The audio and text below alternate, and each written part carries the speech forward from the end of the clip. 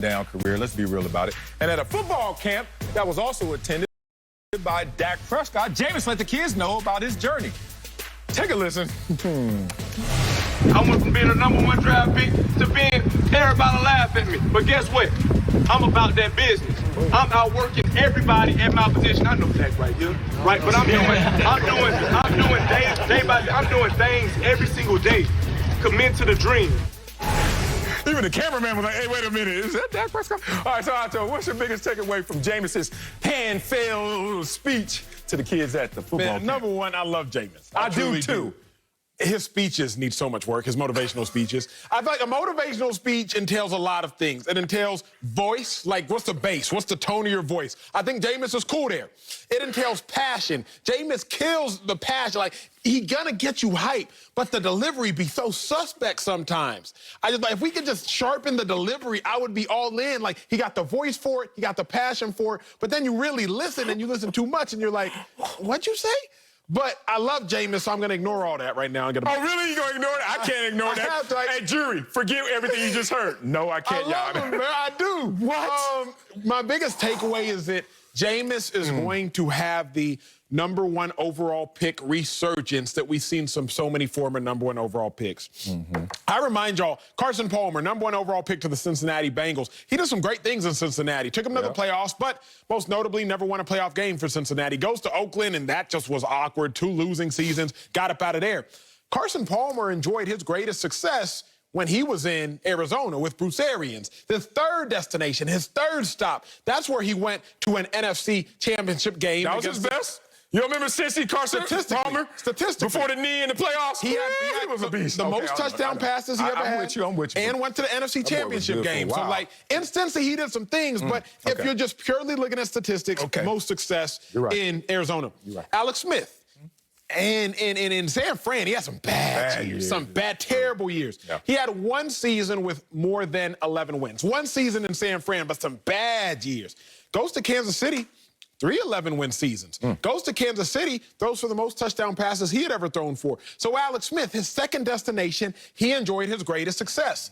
As asinine as it sounds, statistically speaking, Peyton Manning enjoyed his greatest success in his next stop. It sounds crazy, but purely statistically speaking, not opinionated, he had a more prolific offense in Denver than he ever had in Indianapolis. Even though I don't know. Statistics know. I know you played against him. I'm coming to join you. He just said, what? Statistically, I know he had that 55 touchdowns. He had that year.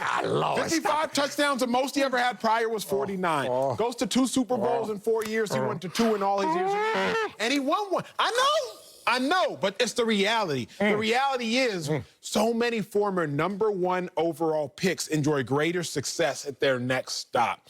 Jameis Winston will follow that track. Oh, and my first lap, very simply. Jameis Winston is one of 8 quarterbacks to throw for over 5,000 yards in a season in NFL history. The 8 names like that, Dan Marino, Peyton Manning, Tom Brady, and you got guys like Jameis Winston in that category of 8. Special. So with that being said, Sal, it's like Jameis got the talent, and now he has an opportunity with the coach who I think will groom him. What I take from that speech is it's time for him to take off. You took something from that speech after your intro? That's right. That speech was special, but the special your grandma says. You know, grandma, oh, that boy's special. That was one of those speeches. I had that take, and I didn't want to go there, but you did, so all right, it's out. Jameis, work on them speeches, bro. I mean, if I'm on his team, I'm clowning. Oh, no. The passion, look, from the voice. We already, he comes to the plate ready to give a speech. It's already 2 strikes because he ate the W's. Once you eat the W's, dog, you got to come perfect. Point. But the passion behind eating W's was strong. The voice behind eating W's was strong, but you just can't eat W's. Like the content. He just needs a content fix. Look, shout out to Jameis Winston, who I do respect. Shout out to Otis Leverett, my boy, my former teammate, who's a beast. Love that dude who trains Jameis Winston. Respect for them and their whole camp. Love it. That said, I think Jameis Winston is suffering from something that actually benefits me, which is I get better as a player every year I'm on TV. You know why? Because all I do is talk. So when you talk, you can get in front of a bunch of kids and say anything. Them kids gonna be just happy Jameis Winston in the building. And Dak Prescott sitting there like, you ain't outworking everybody, bro. And if you are, this is what's sad about this. See, I'm a realist. If you are outworking everybody and you're in this position, Jameis, right now, which you were a backup, third stringer, and now you're fighting for your job, probably going to get it. But still, if you're in this position, you've been outworking everybody, that's not saying a ton about your talent, because that talent, if it's meeting with all that hard work, what stopped you, Jameis Winston? Oh, you don't want to address that in front of these kids, do you? Well, I want to on our show. My grandma always said, baby, you can't make sense out of nonsense. And Jameis is up there trying to make some sense out of nonsense. Just admit it, Jameis. It's been a roller coaster ride for you in terms of your career, the evolution of your career. Now, I love your point at the end, and this is why I want to highlight for Jameis.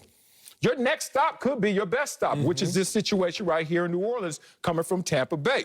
Peyton Manning threw 15-plus interceptions in each of his first 5 seasons. We know who Peyton Manning became. Brett Favre, most of NFL history in terms of interceptions. 6 seasons, he threw 20-plus. We know Eli Manning, we know John Elway even threw double-digit interceptions every single season of his 16-year career and became John Elway. So don't let that stop you, Jameis.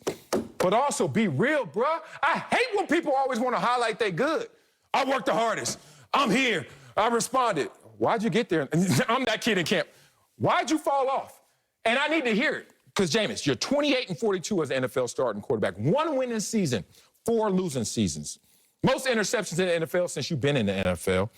And never took a team to the playoffs. So until Jameis Winston wants to profess his ills as much as the things that he thinks are going to go well for him going forward, I don't think that's a healthy mindset. The kids need to hear the real dope, pure and uncut. They don't need to hear you how you gonna be when they don't know how you work. But Big Dog, he said, I went from being the #1 overall pick to everybody laughing. And how?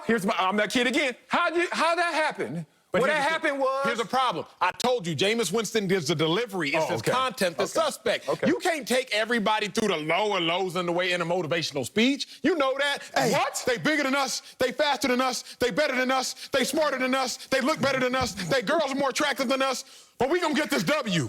No, you ain't got time for all that. But he up there trying to motivate him. He's talking personal triumph. You have to have that disparity. If you're #1 and right now you're trying to be #1 again, something happened in between those 2 #1s we need to talk about. If not, you're not filling in the gaps. If not, why did we get you here, Jameis Winston? I just want to talk to Dak. Dak just got $160 million and has never fallen off. I want to talk to him. You hogging the mic, bro. That's what somebody said. Pass the butter. Pass the mic if you're not going to keep it 100. Here's the thing. Even if Jameis ain't keeping it 100, let's keep it 100. All right, let's do it. Because keeping it a buck, you spoke real. Jameis has some very down years, and we all know that. Yeah. But let's talk about Jameis Winston's good. Second most passing yards in NFL history through his first 5 seasons. Jameis Winston, Bucs had a top 10 total offense in 4 of his first 5 years as a starter.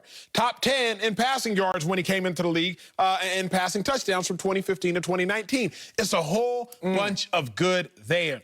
What we can at least take is this. If Jameis is working hard, and we know he's incredibly talented, then what we have to assume was him and Bruce Arians, the last few years or the last year, it was a bad combination.